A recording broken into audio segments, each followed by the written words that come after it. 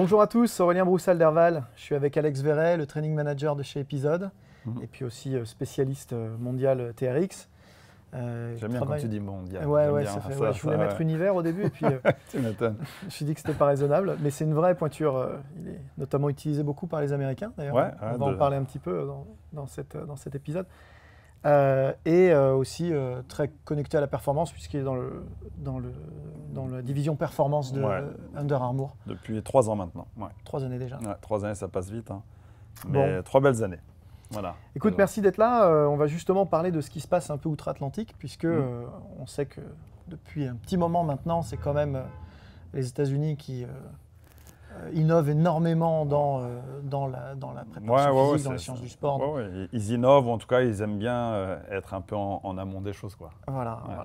Donc, ils aiment bien dire que voilà, on a créé quelque chose et maintenant ça part au niveau mondial. Ouais, ils le font bien. Alors du coup, c'est vrai que toi, tu es particulièrement connecté avec les nouvelles écoles, courants de pensée, franchises, ça dépend des cas de figure. Mais je pense que c'est intéressant qu'on fasse un petit point là, à ce jour, sur ce qui se passe, ce qu'il faut suivre, quels sont les grands courants. Alors, je ne sais pas s'il faut suivre ou pas, mais c'est vrai qu'il y a des courants et après c'est peut-être où est-ce qu'on va se positionner dessus. Il y a le courant qui va impacter le marché du fitness, des boutiques gym ou d'autres. Il y a aussi après les méthodes, les méthodologies, des systèmes. Et là, on peut parler même d'Under Armour, hein, puisqu'on a des gros piliers de travail. Et puis après, il y a aussi ce qui se fait un petit peu avec des sortes de gourous, tu sais, mais tu ne sais pas si c'est vraiment très, très intéressant ou en tout cas si c'est crédible et validé. Mais le système américain, j'y suis un peu plus confronté depuis quelques années, avec TRX déjà beaucoup, mais encore plus avec ce département, il y a peut-être une grande mouvance qui commence à arriver partout, c'est quand même la récupération. Si jamais on rentre un peu dans ce secteur, ou en tout cas on commence à y penser plus fortement, oui, il y a la performance qu'on doit atteindre, ou on parlait parfois de volume, de tous ces aspects, beaucoup de charges de travail, mais si en fait tu ne récupères pas bien, c'est quand même difficile de durer dans la performance. Pour le coup, c'est rigolo parce que ça fait partie des sujets sur lesquels nous ne sommes pas à la traîne, puisque là, pour le coup, les Français sont sensibles à ça depuis des années. Ça fait partie intégrante des formations initiales presque systématiquement. On apprend tous que la charge est indissociable de la récupération. On parle de couple charge-récupération.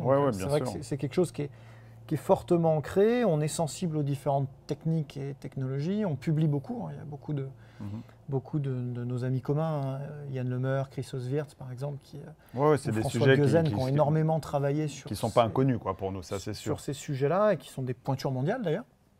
En revanche, ce que font bien les Américains, c'est de le cadrer, c'est de développer des formations autour, c'est de formaliser les certifications et les compétences. Oui, il donne un cadre. Il donne un vrai cadre. Il normalise énormément. Et en même temps, le mot récupération peut être tellement large, ce fameux recovery, d'essayer quand même un petit peu le morceler pour aussi avoir des récupérations beaucoup plus optimales selon les sports, les activités ou simplement les besoins et l'attente de l'athlète.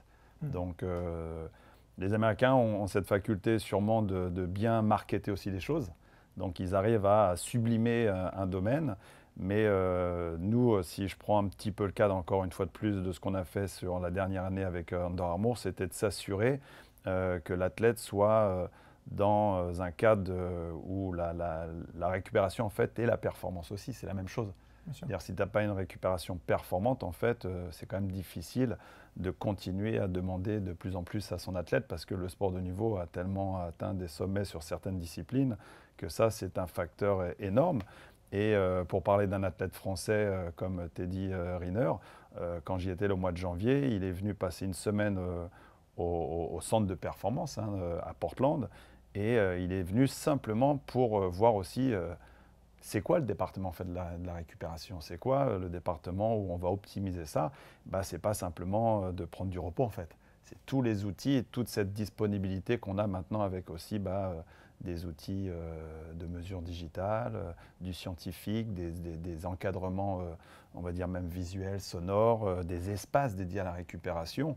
Et on va encore même plus loin, c'est aussi de donner des conseils à nos athlètes, donc aux athlètes, de comment passer d'un pied à l'autre pour éviter des gros jet lag, des gros décalages. Qu'est-ce que je peux faire pour essayer d'éviter d'être malade, parce que ça va aussi impacter ma récupération. Les principes de nutrition vont impacter aussi cette récupération. C'est vrai que le département est un département où ils mettent énormément de moyens financiers. C'est ça qui m'a aussi énormément bluffé de la part des Américains. Et je pense que là-dessus, ils sont vraiment en avance, quoi.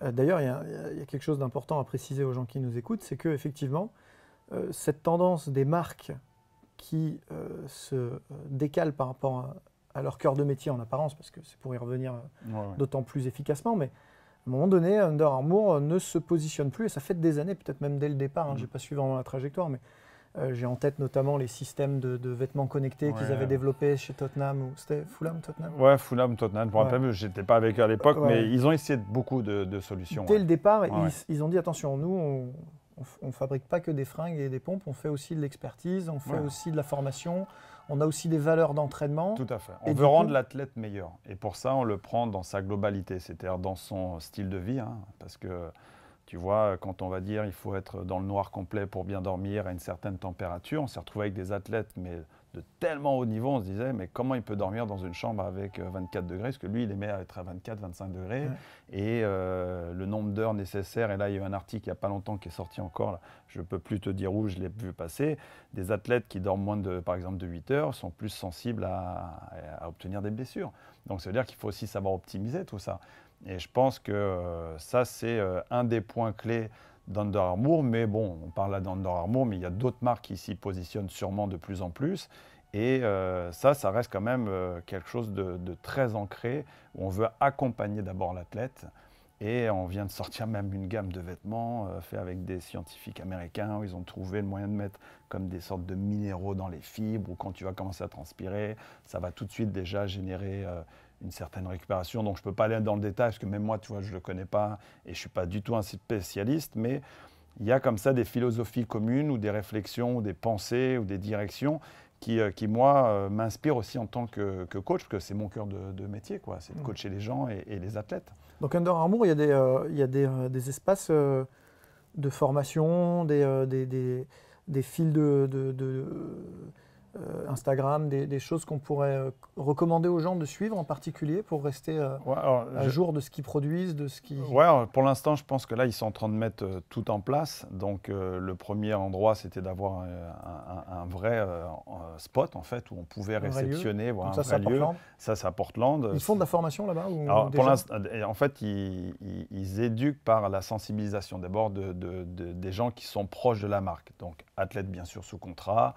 Ça va être des clubs sportifs qui vont être sous droit de licence d'exploitation de la marque, par exemple. Et ensuite, ils vont chercher quelques grosses pointures. Donc, pour l'instant, c'est très sport américain, mais on commence à sentir qu'il y a des touches un peu partout. Et Teddy, je pense, on est, tu vois, un bon ambassadeur. Un bon ambassadeur à ce niveau-là, sur des sports en plus où ils ont à la base aucune expérience. Donc, ils sont aussi assez humbles malgré tout, même si au départ, je les voyais peut-être un peu à l'américaine, tu vois, on est les meilleurs. Non, et ils se sont aussi positionnés sur des sports, ils ne connaissaient rien. Et ils ont été chercher des entraîneurs français, un athlète français comme Teddy, pour comprendre peut-être le judo, répondre à des demandes de textile. Et ce que j'ai beaucoup aimé là-bas, et c'est ça aussi ces tendances que je pense nord-américaines, c'est que maintenant, le département de l'entraînement, on va dire, le département de l'innovation, le département de la création, ce qu'ils appellent le gear, donc le vêtement, le textile, tout ce que tu veux, les coupes, la technologie, le choix des matériaux, en fait, c'est connecté. Avant, tu avais d'un côté l'innovation, tu avais un autre côté le training, mais ils n'étaient pas du tout connectés. Et là, on vient de sortir quand même quelques produits qui ont une très très bonne réception au niveau mondial, parce qu'on sent que ça a été connecté aussi avec les utilisateurs, quoi. Ouais. Et ça ils sont forts là-dessus. Un peu sur le modèle Decathlon au final. Ouais, tout à fait, tout à fait. Et c'est ce que j'aime, c'est ça. Après, comme tu l'as dit, il y a d'autres marques qui pourraient sûrement se positionner aussi sur des domaines, mais après, ils récupèrent parfois, ou certaines personnes peuvent récupérer aussi et surfer sur la vague, mais pas encore creuser. Tu vois, et là, je pense qu'on essaie de creuser sur des aspects où comment je peux rendre vraiment mon athlète meilleur, en fait, et l'accompagner. Donc, suivre un petit peu la filière Under Armour là, dans les années qui viennent, alors il va y avoir de l'info. Voilà, je veux pas dire que je veux pas non plus faire une promotion, tu vois, ouverte de la marque, mais voilà, quand on est dans l'entraînement aujourd'hui, on sait qu'on a une crédibilité, comme on pouvait parler de TRX, comme je pourrais même parler, tu vois, de certaines boutiques, j'ai parlé comme épisode, où on essaye de créer ce système de qualité qui va sensibiliser les gens. Non, mais après, il n'y a pas de problème à parler de la marque, dans la mesure où la marque, encore une fois, devient autre chose que simplement des survêtements. C'est-à-dire que voilà, là, on est en train ça, de se dire où est-ce qu'on peut aller de chercher de réflexion, l'info, voilà. où est-ce qu'on peut aller chercher du contenu et de la formation. Tout à fait. Donc, dans les prochaines années, Under Armour, ils n'ont pas peur d'aller chercher aussi des gens à l'extérieur parce qu'ils connaissent aussi sûrement maintenant leurs limites. Et où est-ce que je suis bon, est-ce que là peut-être je ne suis pas performant, et être polyvalent de toute façon c'est quand même très difficile d'apporter une solution très précise, donc ils ont été chercher des personnes. Et à petit niveau, même moi, de pouvoir travailler avec eux, ça me permet dans un cadre de club de fitness, de centre d'entraînement, même de petits studios d'entraînement, d'essayer de donner en fait une vraie logique à tout ça. Donc la récupération est une tendance mondiale. Les Américains, en tout cas les Nord-Américains, ont tendance maintenant à bien modéliser, mais il faut former les gens, donc il faut les sensibiliser. Et on va sortir des modules. On va mettre des piliers en fait en place et on va les former autour de ça. Ça va vite se concrétiser. Donc, affaire à suivre. Ok, on a évidemment la grande tendance fonctionnelle. On le disait, si tu reviens du FIBO, où il y a un hall entier consacré à l'entraînement ça grossit en fait, fonctionnel. chaque année. Ça passait, au départ, c'était un bâtiment, et, en tout cas un espace fonctionnel. Et puis là, cette année, c'était quasiment le 3/4 du FIBO. Donc le FIBO, pour ceux qui ne savent pas ce que c'est le salon mondial en Allemagne du fitness. Qui est probablement le plus grand salon du monde en vrai. Ouais, parce qu'il a même dépassé en termes de volume l'IRSA ou d'autres gros. L'Europe étant le premier marché au monde en fitness, c'est assez logique. Et du coup, ça grossit sans arrêt. Et forcément, dedans, il y a plein de courants qui s'infiltrent, qui se positionnent. Il y a ceux, je pense, qui étaient un peu précurseurs, qui étaient bien placés, mais qui restaient beaucoup concentrés sur leur pays d'origine. Donc, souvent, c'est quand même les États-Unis, mais il y en avait d'autres, mais qui, à partir de maintenant, veulent aussi impacter le marché international. Donc, ce que je vois, si je ramène ça, par exemple, à d'abord du petit matériel, on a quelques acteurs qui sont quand même très, très performants. Et tu prends Skills, qui développe beaucoup de petits matériels. Tu vas chez Perform Better. Et ce que j'ai surtout vu, c'est que maintenant, en tous les cas, si tu veux être impactant dès le départ et quand même réussir à percer, c'est pas qu'apporter l'outil en fait. Il faut apporter l'outil, mais avec la formation qui va avec. C'est vraiment ce que font Skills et Perform Better. Et ce qu'on fait TRX immédiatement. Ils ne sont pas concentrés. Tout de suite. L'éducation, c'était la force. Ils ne sont pas contentés de fabriquer une sangle, ce qui était en soi pas la révolution annoncée. Par contre, en revanche, tout ce qui a été développé autour, c'est là qu'il y a une vraie valeur ajoutée. L'éducation est une première partie, la programmation est une deuxième partie, et après, ça va dépendre des marques. Il y en a, TRX a démarré par le biais, bien sûr, d'une modalité, donc création d'une sangle de suspension, mais il y a maintenant d'autres marques qui, d'abord, ils pensent éducation, programmation, tout ce que tu veux, ils ont identifié un problème, ils essaient de sortir un outil qui peut répondre à ça. Et ça, c'est aussi un courant assez fort aux États-Unis, c'est que tu ne peux plus sortir un produit sans avoir quand même une solution d'éducation derrière. Oui, ils ont toujours un peu fonctionné comme ça. Rappelons-nous du lancement du Bosu ou même du Step Reebok qui était toujours accompagné Reebok Academy, il y avait une école derrière. Mais on sent bien que ça a passé un cap. C'est-à-dire qu'effectivement, Puis on a sûrement aussi, Better, par exemple, c'est clairement un mastodonte aujourd'hui. C'est un mastodonte. Et puis avec Exos, par exemple, se sont imposés dans le milieu du sport américain avec Athlète Performance. Ils ont des endroits destinés à ça. Mais à plus petit niveau aussi, ils sont capables de créer des modules à distance que tu vas pouvoir aussi piocher. Et pour les gens qui ne savent pas forcément, Athlète Performance, je te coupe, excuse-moi, parce bien que sûr. moi j'entends bien ce que tu dis, mais je veux être sûr que tout le monde comprenne bien. Athlète Performance, ce sont des petits INSEP privés un peu partout dans les États-Unis, souvent dans des endroits où il y a beaucoup de place, avec des infrastructures absolument fabuleuses, et où les Américains, les sportifs de haut niveau américains vont se préparer en off-season. Donc particularité aussi du marché américain, on n'a pas ce loisir-là, nous. Il n'y a pas de sport à part le volleyball qui a une saison off en Europe. Mais effectivement, ça se prête particulièrement bien à ça. C'est-à-dire que l'hiver, ils vont se préparer dans ces centres privés. Et dans ces centres privés, il y a toute une industrie qui s'active, qui bouge, qui réfléchit, qui conçoit, qui communique. Il crée des univers où tu peux t'exprimer au mieux, en fait. Donc, c'est vrai que On le voit un petit peu maintenant avec des univers comme certaines boutiques où ils se disent, voilà, on prend un sport, on crée un univers autour de ça. Mais les centres d'entraînement américains, c'est ça. Tu as des espaces destinés à pouvoir travailler telle et telle compétence. Chaque département a son directeur, son préparateur, et voire même des gens qui vont simplement réfléchir et accompagner au mieux les athlètes. Et après, ce qui se fait beaucoup sur le système américain, c'est qu'ils n'ont pas peur d'aller dans le privé, ils n'ont pas peur de se déplacer. Alors, ils ont les moyens, mais ça arrive souvent que le club apporte déjà beaucoup de solutions, mais il a aussi des solutions externes au club qui l'accompagnent, quoi. Donc ça, c'est aussi des tendances qui sont très fortes et tous les outils qui arrivent avec, les formations, il faut bien qu'on soit prêt à répondre à ça, quoi. Donc si je nous résume à ce stade, ce qu'on peut conseiller aux gens, du coup, c'est suivre les équipementiers, pas prendre ça à la légère parce que derrière, il y a des vraies méthodes. Suivre les fabricants de matériel, de petits matériels, parce que derrière, encore une fois, il y a le mode d'emploi. Ou des gros aussi, producteurs de matos qui faisaient que de la grosse bécane, on va dire, et qui maintenant se rendent bien compte qu'il faut aussi aller chercher. Il faut faire l'éducation. Oui, de l'éducation, aller chercher. Là, j'étais donc au FIBO, j'ai eu un très bon rendez-vous avec une marque qui est assez connue, c'est Hammer Strength. Ils lancent depuis quelques années quand même sur le marché américain, et ça arrive en Europe, ce qu'ils appellent les Hammer Strength Clinics. Et là, c'est aussi, ça peut être des séminaires, ça peut être des colloques, ça peut être simplement des réunions de discussion, et de pouvoir discuter avec plusieurs préparateurs physiques, mais même aussi des profs de fitness, simplement, qui ont aussi une culture du sport, qui ont eu un passé sûrement et une histoire sportive. On s'y retrouve un peu, parce que même le fitness actuellement, c'est fini, les cours déstructurés et des équipements complètement dépassés, quoi. Donc on a ça. Ensuite, on a les courants de formation, donc les sociétés, les entreprises qui ont vraiment pour objet de former les gens. Les plus connus ces 10 dernières années qui ont perfusé en Europe, c'est FMS par exemple. Oui, FMS qui est bien sûr très connu. Qui est très connu, dont on ne va pas forcément reparler ici. Qu'est-ce qui arrive un peu là? C'est quoi les nouveautés là? Si on vient en parler de TRX, c'est vrai que TRX est arrivé en France il y a pas mal d'années, mais a bien performé sur ces 3-4 dernières années. Ce qui arrive des États-Unis, que je suis en train de découvrir, que j'ai découvert l'année dernière, puisqu'on a organisé la première formation ici même, et tu étais avec moi pour l'organiser.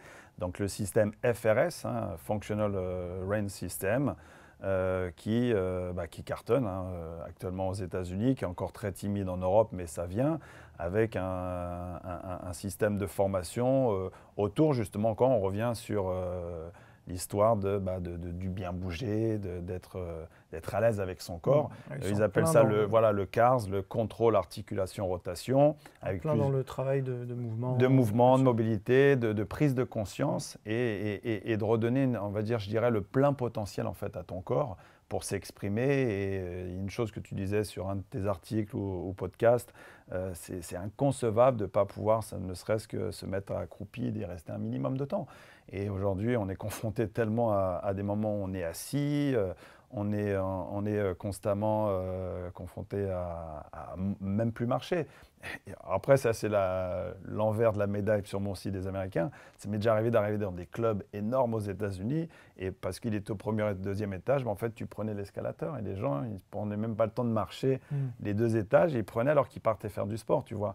Donc oui, la tendance est très forte chez FRS. J'ai découvert, et je vais découvrir encore plus XPT, qui est la société de l'ère d'Hamilton. Alors juste avant XPT, donc FRS, il y a 2 super comptes Instagram à suivre. Oui, tout d'abord, tu as Functional Range System, qui est le système global, avec deux gros modules, sur ce qu'ils appellent l'hour lamb et le spine, la colonne vertébrale. Et ensuite, il y a le FRS. Assez kiné quand même. Assez kiné. Là, c'est le public qu'on a eu l'année dernière, tu as vu, c'était que des kinés. Mais aussi, encore une fois de plus, des coachs, des préparateurs physiques, des personnes traîneurs qui veulent aussi gratter un peu plus, s'y intéresser. Parce que l'accompagnement, c'est aussi savoir mieux comprendre la mécanique humaine, de toute façon, à un moment donné. Après, il y a dans ce système, tu as FRS, donc Functional Range Conditioning, qui là apporte en fait simplement des sortes de… FRC, des mini-protocoles que tu peux appliquer assez facilement à des petits groupes d'entraînement, mais il y a encore beaucoup de travail de pratique qu'on a un peu moins sur le système FRS, où c'est quand même un déroulé théorique et tu te retrouves beaucoup à être sur la table. tu vois, à palper, à toucher, à manipuler. Là, tu es sur un terrain qu'on connaît bien, c'est-à-dire le terrain du club de fitness ou du centre d'entraînement. Et on va appliquer ça maintenant avec nos athlètes, nos clients. Et ils ont après un cours même destiné au tout public qui s'appelle Kinstretch. Où là, bon voilà, on est vraiment dans ce domaine-là. Après, là, je te disais, XPT, c'est aussi un nouveau courant qui a l'air de vraiment impacter le marché. L'air d'Hamilton. L'air d'Hamilton et sa femme. Et ils sont entourés, encore une fois de plus, de quelques pointures, je pense, au niveau de leur staff, et que je vais découvrir là, dans 3 semaines, où il y a une partie vraiment destinée à savoir aussi respirer correctement. Et là, ça rejoint encore la récupération. Il y a beaucoup de gens qui ne savent pas respirer. Ensuite, c'est tout le travail en immersion aquatique, donc du renforcement musculaire, mais en décharge grâce à justement la pesanteur de l'eau, on pourrait dire, mais avec des charges. C'est-à-dire que tu charges avec des haltères, etc. Donc ça, c'est vraiment une partie que je vais complètement découvrir, parce que là, je suis complètement... on va dire novice, j'ai aucune expertise dessus. Et après, une partie que je connais un petit peu, mais qui est encore assez controversée peut-être, c'est ce rapport entre le chaud et le froid, les bains d'eau immergés glacés et la confrontation avec le chaud, avec les saunas. Mais il y a aussi pour moi un impact psychologique en dehors même de se dire est-ce que je récupère bien mes muscles, etc. Est-ce que ça m'aide à récupérer? Il y a aussi un facteur de se changer vis-à-vis de ça, et je pense que c'est assez intéressant, et je voudrais voir à quel niveau il faut intervenir le mental en fait, tu vois. Donc c'est une partie que j'attends, et on verra si c'est quelque chose qui arrivera après en France. Donc voilà, en tout cas ces 2 grosses parties-là, c'est les parties d'expérience que j'ai pu voir, penser, ou simplement me dire tiens, il faut que j'aille me faire former, on va voir ce que ça donne, quoi. Bon, passionnant. Du coup, là, je pense qu'on a un petit peu de lecture devant nous, quelques heures d'exploration sur les Insta et les sites de ces différents courants. Merci encore une fois d'être venu partager tout ça avec nous, de ne pas tout garder pour toi, c'est sympa. Non, je t'en prie, avec grand plaisir. Et puis il y en a sûrement d'autres. On t'attrapera quand tu auras fini les différentes formations. Avec plaisir. Merci, à bientôt. À bientôt.